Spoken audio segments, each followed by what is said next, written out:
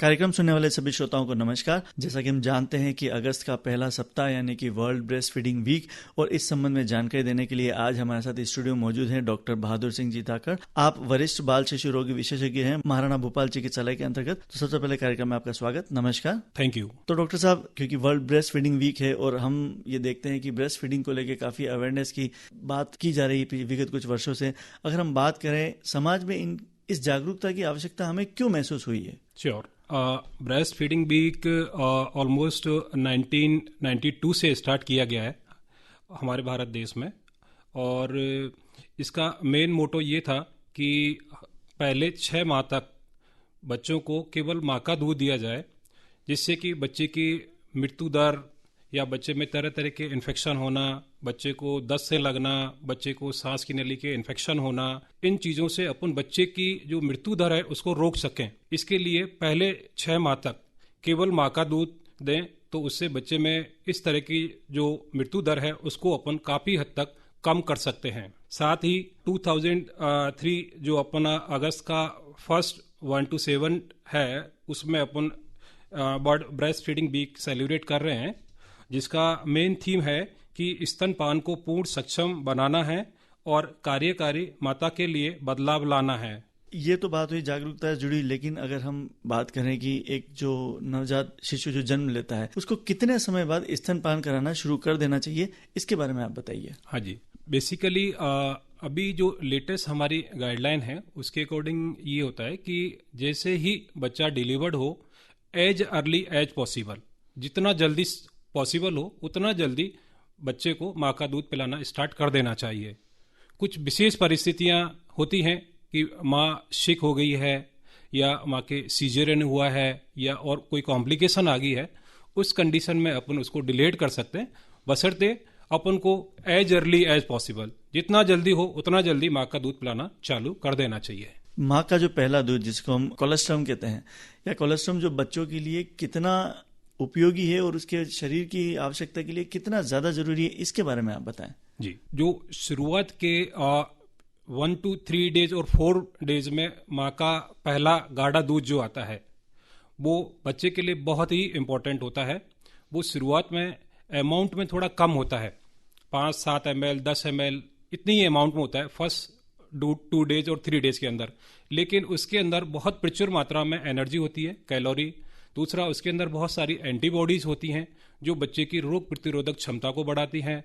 साथ ही उसके अंदर मिनरल्स, प्रोटीन, कार्बोहाइड्रेट जो बच्चे को रिक्वायरमेंट होते हैं वो उसकी नीड के लिए बिल्कुल पर्याप्त होते हैं। एक नवजात शिशु जिसके लिए आहार एकमात्र माँ का दूध ही है, लेकिन उसे कितनी बार ये आहार मिलना चाहिए, उसकी कोई समय सीमा है? क्योंकि बच्चा तो बोल नहीं सकता, लेकिन अगर एक माँ है, अगर वो अपने बच्चे को स्तनपान कराना चाहिए तो दिन में तकरीबन कितनी बार कम से कम उसका स्तनपान से उसकी पूर्ति हो जानी चाहिए? बेसिकली जो ब्रेस्ट फीडिंग है वो ऑन डिमांड होता है। एक्चुअली ऐसा नहीं होता है कि अपन को बच्चे को 10 बार पिलाना है या 12 बार पिलाना है, 15 बार पिलाना है, ऐसा कोई काउंट फिक्स नहीं होता है। उसमें ऑन डिमांड फीडिंग होती है, जब बच्चा डिमांड करे तब बच्चे को अपने माँ को फीड कराना है। अमूमन डे टाइम में लगभग 2 से 3 घंटे में फीडिंग कराते हैं और रात को अमूमन 3 घंटे में फीडिंग करानी होती है। उसमें बस कुछ 3-4 चेक पॉइंट होते हैं कि एक अपना बच्चा लगभग 24 आवर में 8 से 10 बार पेशाब जा रहा हो, फीड करने के बाद में एडिक्वेट बच्चा 1-1.5-2 घंटे की स्लीप ले रहा हो, बराबर नींद ले रहा हो, प्लस अपने बेबी का वेट गेन हो रहा हो बराबर। इसका मतलब बच्चा पर्याप्त फीडिंग ले रहा है और माँ का भी पर्याप्त दूध आ रहा है। तो ऑन डिमांड फीडिंग आजकल कंसेप्ट अकॉर्डिंग होती है। जो ऑन डिमांड फीडिंग की अगर हम बात कर रहे हैं तो एक बच्चे की किस उम्र तक बच्चे को ब्रेस्ट फीड करा देना चाहिए? क्योंकि एक समय बाद कहा जाता है कि कुछ महिलाएं 6 महीने बाद या 8 महीने बाद पूरक आहार देना शुरू कर देती है और कुछ महिलाएं उस समय ब्रेस्ट फीडिंग बंद कर देती है। तो ये उचित समय क्या है? पहले 6 माह तक तो केवल माँ का दूध ही देना चाहिए, और कुछ एसेंशियल मेडिसिन, इफ कभी कोई बेबी को कोई प्रॉब्लम होता है, बेबी सिक होता है, तो मेडिसिन एसेंशियल एज पर डॉक्टर की सजेशन के अपन को देना चाहिए। नहीं तो पहले 6 माह तक केवल माँ का दूध, और 6 माह के बाद में माँ के दूध के साथ में अपन को सप्लीमेंट्री डाइट बराबर उसमें देना है, और अपन माँ का दूध 2 साल तक बच्चे को आराम से पिला सकते हैं। पूरक आहार के साथ 2 साल तक अगर बच्चे को हम ब्रेस्ट फीड करवा रहे हैं, लेकिन साथ के साथ अगर कुछ जगह ये देखा गया है कि माता और बहनों में ये समस्या आ जाती है कि या तो उन्हें दूध बन नहीं रहा है या फिर दूध की मात्रा काफ़ी समय के साथ कम होती चली जाती है।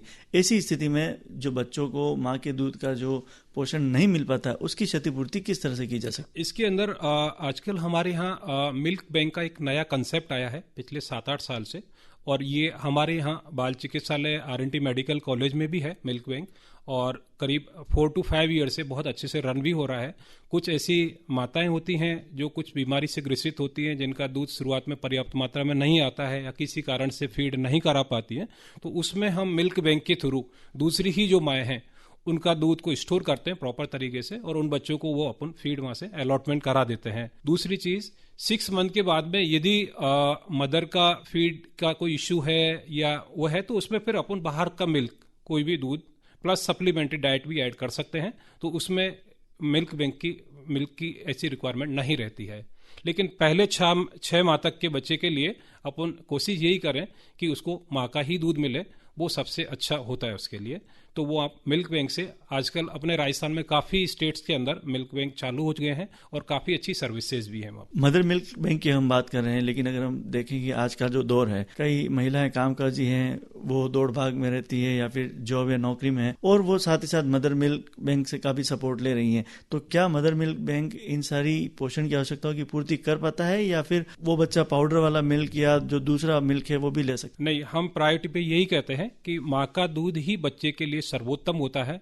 उसी में है बच्चे के लिए जो संपूर्ण आहार होता है, उसमें कार्बोहाइड्रेट, प्रोटीन, मिनरल्स, कुछ ऐसे पॉली अनसैचुरेटेड फैटी एसिड्स होते हैं, ओमेगा 3 है, ओमेगा 6 है, जो बच्चे के ब्रेन के डेवलपमेंट में होते हैं, वो काऊ मिल्क में भी नहीं होते हैं और ना ही किसी फार्मूला फीड के अंदर होते हैं।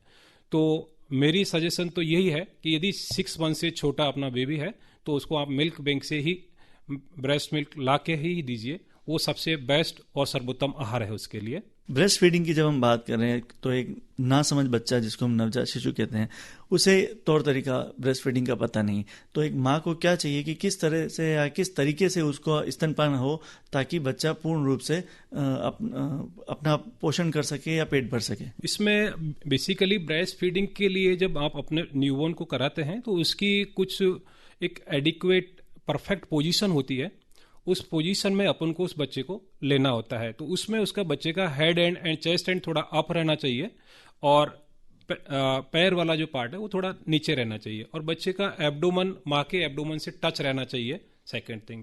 दूसरा, बच्चे का जो लोअर लिप बोलते हैं नीचे वाला, वो इवर्टेड होना चाहिए, और माँ का जो एरोला है वो कंप्लीटली बच्चे के माउथ के अंदर होना चाहिए। तो ये 3 कंडीशन है जो प्रॉपर अटैचमेंट और प्रॉपर पोजीशन के लिए एसेंशियल होती है। उसमें एडिक्वेट अमाउंट में बच्चा फीड भी करता है, और उसमें बच्चे के सांस की नली में जाने का भी डर नहीं रहता है।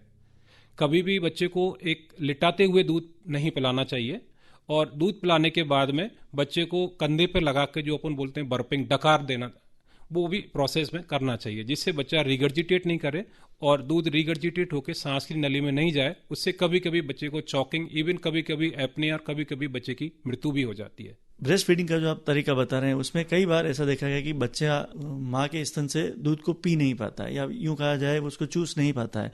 तो ऐसी कंडीशन में आजकल मार्केट में कई प्रोडक्ट मिलने लगे हैं जिसको अटैच करके उसको मिल्क को सक करने का प्रोसेस बताया जाता है।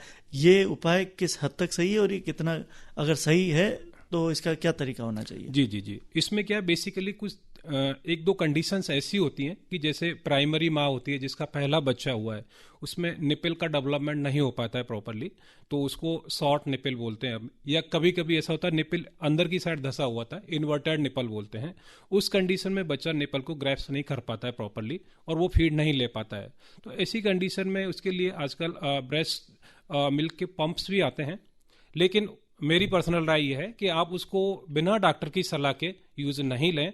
और हमारे यहाँ मिल्क बैंक में भी काफ़ी ट्रेंड स्टाफ है, यदि इस तरह की किसी माता बहन को कोई समस्या होती है तो हम उनको वहाँ काउंसलिंग के लिए भेजते हैं, वो उनको प्रॉपर पूरा तरीका बताते हैं और उससे डेफिनेटली उनको फ़ायदा मिलता है। आधुनिकता के इस दौर में काफ़ी महिलाएं धूम्रपान भी करती है, कहीं कहीं ये भी देखा गया है कि कोई अल्कोहल या नशीली वस्तुओं का भी सेवन करती है। तो ऐसी परिस्थितियों में बच्चों के स्वास्थ्य पर कितना प्रभाव पड़ता है अगर वो माएँ स्तनपान करा रही है? तो अल्कोहल और स्मोकिंग दोनों ही चीज़ें काफ़ी हार्मफुल होती हैं, स्पेशली प्रेग्नेंट और लैक्टेटिंग मदर को तो बिल्कुल नहीं करना चाहिए। इससे उनके बच्चे के स्वास्थ्य पर भी दुर्प्रभाव पड़ता है और उनके भी स्वास्थ्य पर काफ़ी ज़्यादा साइड इफेक्ट आते हैं और मिल्क का प्रोडक्शन भी कम हो जाता है। इन किसी भी तरह के नशे के पदार्थ, चाहे वो तंबाकू हो, चाहे स्मोकिंग हो, चाहे अल्कोहल हो, किसी का भी सेवन नहीं करना चाहिए। कोई माँ जो अपने बच्चे को स्तनपान करा रही है लेकिन साथ ही साथ अगर वो कोई अन्य ट्रीटमेंट या इलाज ले रही है, कुछ दवाओं का सेवन कर रही है, हो सकता है